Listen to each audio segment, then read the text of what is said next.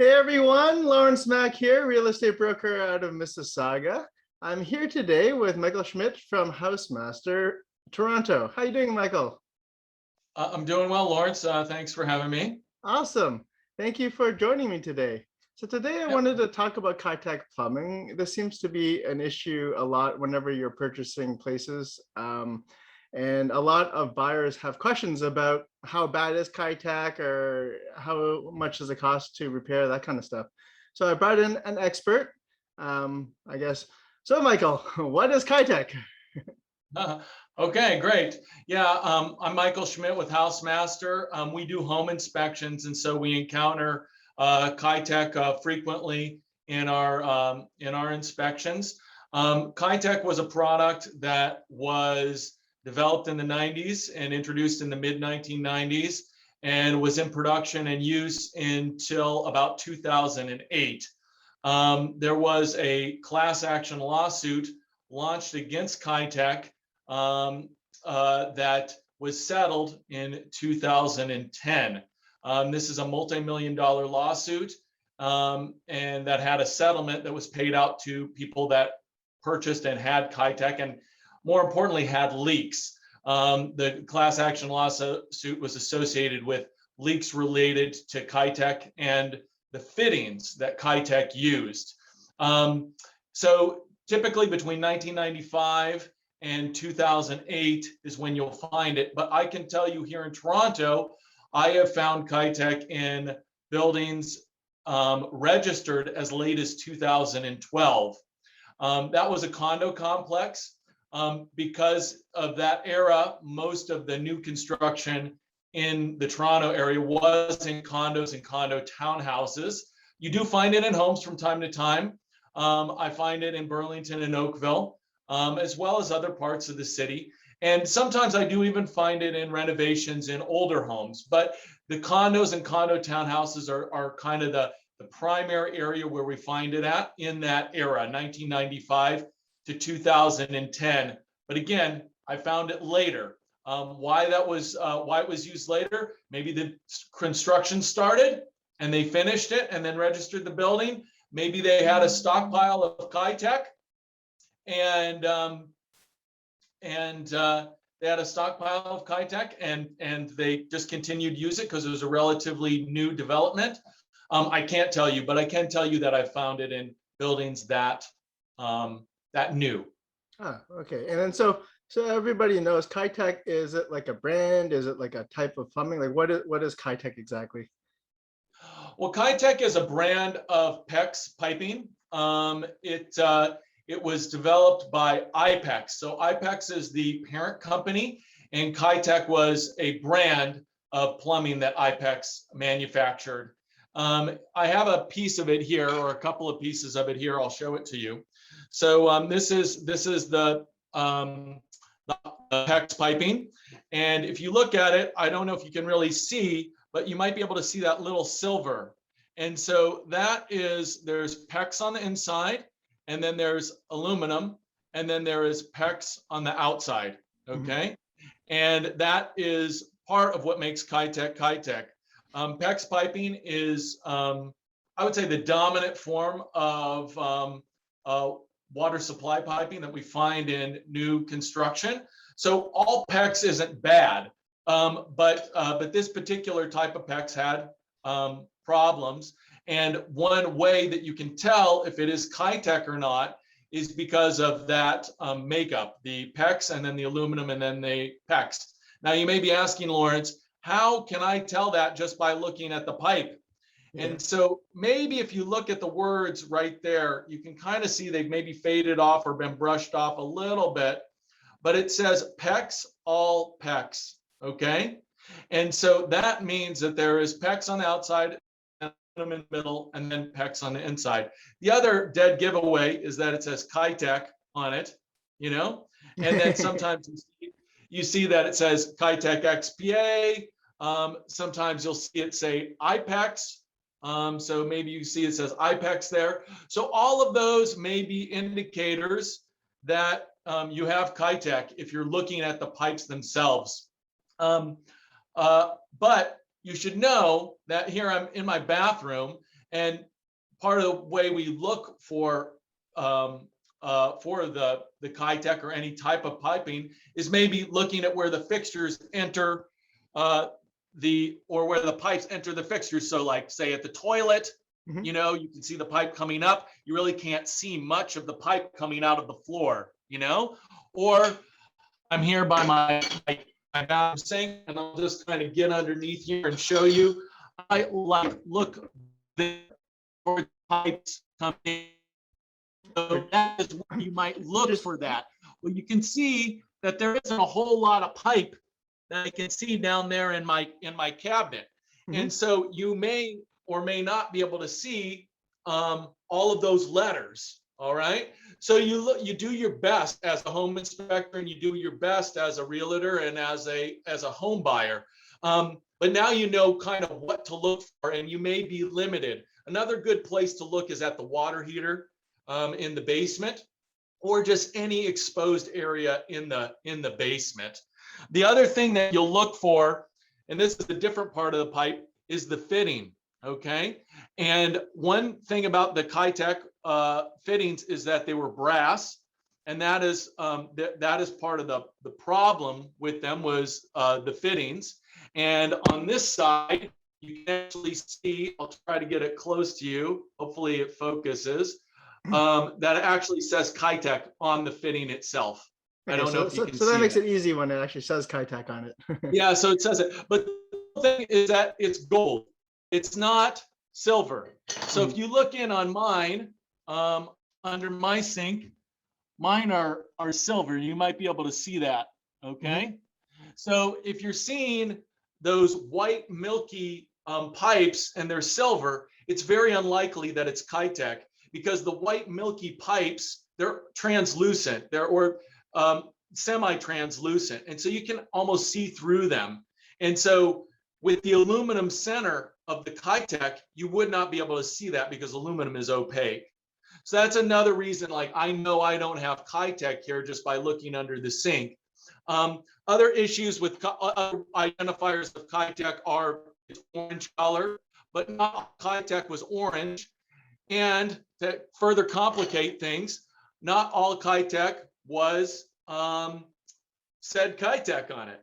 So there were sub brands of Kitec, one of them being Plum Better, that was manufactured by IPEX, that was named in the Kitec lawsuit, but it doesn't say Kitec on it at all. It says Plum Better.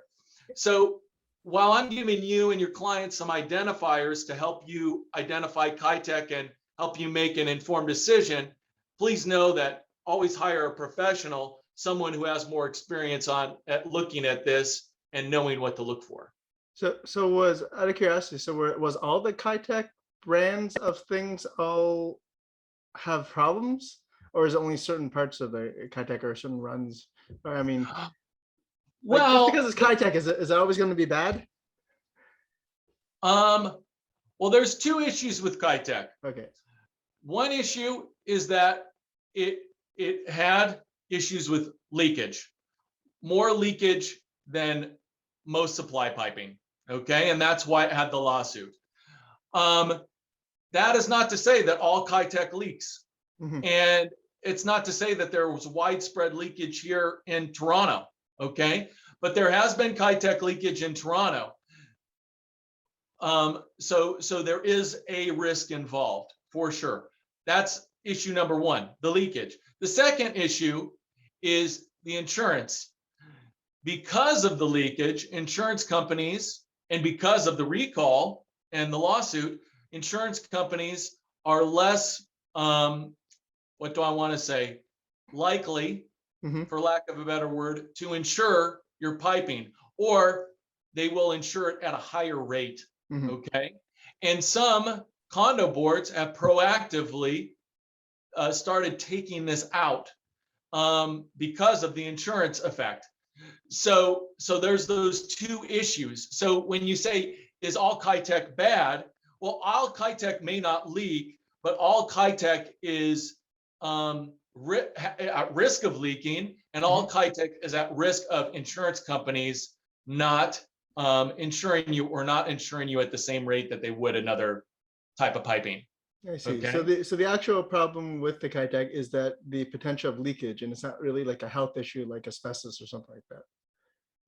No, but water damage is when you have widespread water damage, it can be catastrophic, it can be expensive, Right. and it could potentially lead to consequential damage like mold growth and something like that. Mhm. So there is potential for health adverse health effects, but mostly it's the water damage and the expense involved. I see. So so if we do identify Kitec in a place, what are the different options in fixing it or removing it or patching it or whatever? Okay. Well, option one obviously is that you can just leave it be. You can take the risk that it won't leak and you can monitor it. It's not recommended because monitoring a supply pipe is nearly impossible. Yeah. When it leaks, it's going to leak uncontrollably, and you may be at work, you may be out of town, you may be, and during that time, the water is just going to continue to flow. Okay. Also, there's potential for leakage behind walls. These fittings that I was showing you are not like a electrical connection Mhm. that is required to be in a junction box. There are many pipe fittings that are behind closed walls. And so if those leaked, you may not even know about it. And it may be a slow leak, but then it builds to a bigger thing until it becomes uncontrollable. So you could leave it and monitor it. There are some condos who are doing that, and they do pressure testing. Mhm. So I guess that they have developed a strategy. Some plumbers have developed a strategy to test the pressure of the piping to see if the corrosion inside the pipes is getting to a level that is dangerous. And by dangerous, I mean at risk of leakage. Mhm. Um, and so they do regular pressure testing and they find that to be satisfactory. As a homeowner, you're probably not going to do that. But if you're part of a condo board or a condo complex, that might be something that you do. The second option is that you proactively remove it, okay, Right. and replace it. And that is the risk to purchasers, particularly condo purchasers, because you may not be in control of that expense. In other words, the condo board may say everybody has to remove the Kitec, regardless of your feelings on it, homeowner. We've taken a vote and we are doing an assessment. It is going to be X dollars. Mhm. So that's the real risk involved for. That's the greater risk, the more likely risk for most home purchasers, is that you will be issued an assessment and you will have to replace it. Okay, so it's basically you take the wait and see approach, or you proactively replace it. And if you do, it is good to replace it with the help of a larger organization because the economies of scale bring down the The cost. cost of labor and materials. Yeah. So, Mhm. so when you are replacing it though, do you pretty much have to rip out all the dry walls and replace all the piping, or can you do it less obtrusively? Well, they've got it pretty much down to a science, and depending on the size of your condo apartment, it can take anywhere from like a few days to about a week, about 5 days, from what I'm told, from people who have gone through it and plumbers that I've talked to.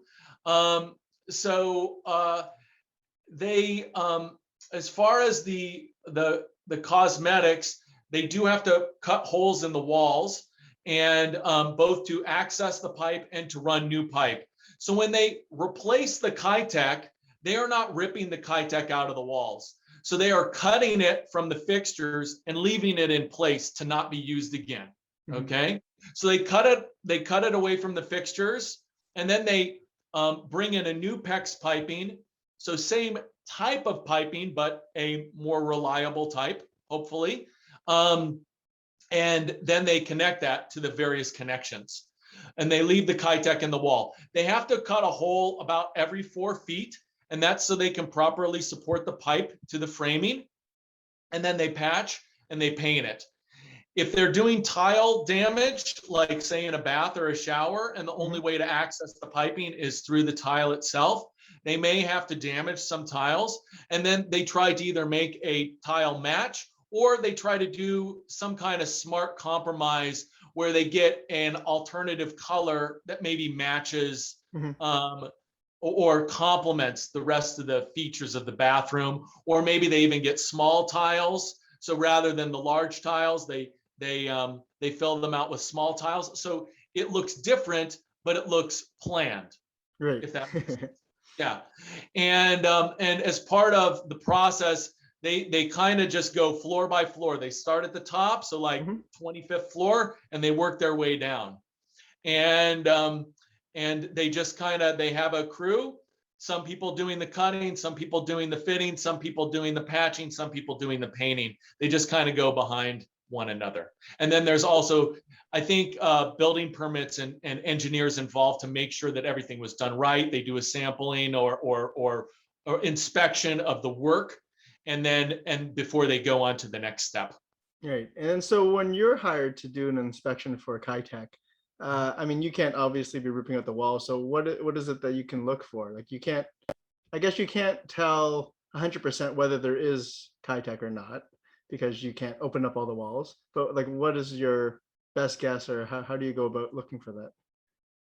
Well, the short answer is I can tell you you have Kitech 100% or not if I see the pipe and Right. if I can read the writing on the pipe, Right. then it's done. Sometimes I come in and I go straight to the water heater, I go straight to the kitchen and I look under the sink like I was showing you with my bathroom here. Yeah. And you see the pipe and it says Kitech on it and it's red, orange, and blue. And you look a little closer and you see it says IPEX or you see it says Kitech, and bam, you got it. Right. Other times you come into the say the oopsie, I just dropped my flashlight.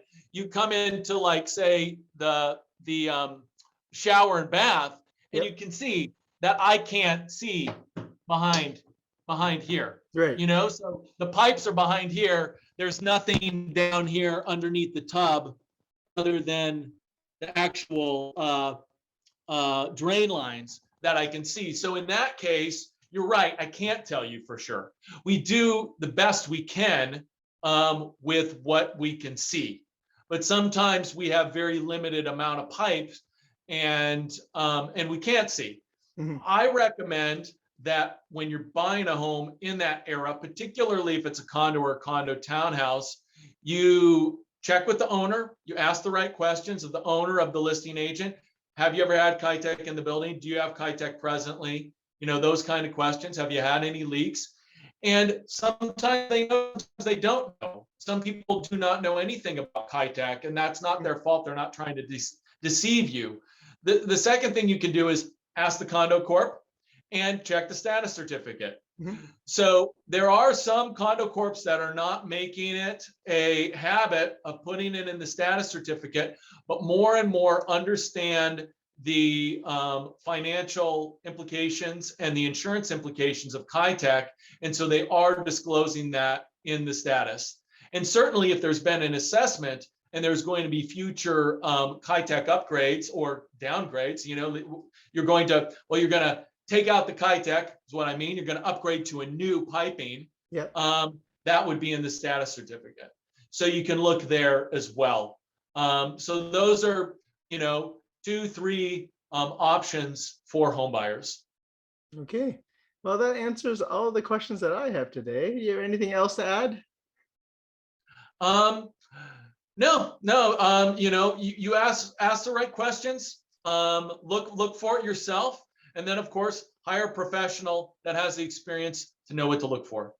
Yeah. So, I mean, I've dealt with Michael many, many times for many, many inspections, and he is excellent at what he does. So if you have any questions about home inspections or you need to hire him, you should contact Michael. Michael, how can people get a hold of you? Well, you can reach out to us on our website at housemastertoronto.com, or you can reach us at 416-MASTER1. Excellent. Well, that's it for today. My name is Lawrence Mack, and I'm a real estate broker out of Mississauga, and I'll talk to you later. Bye.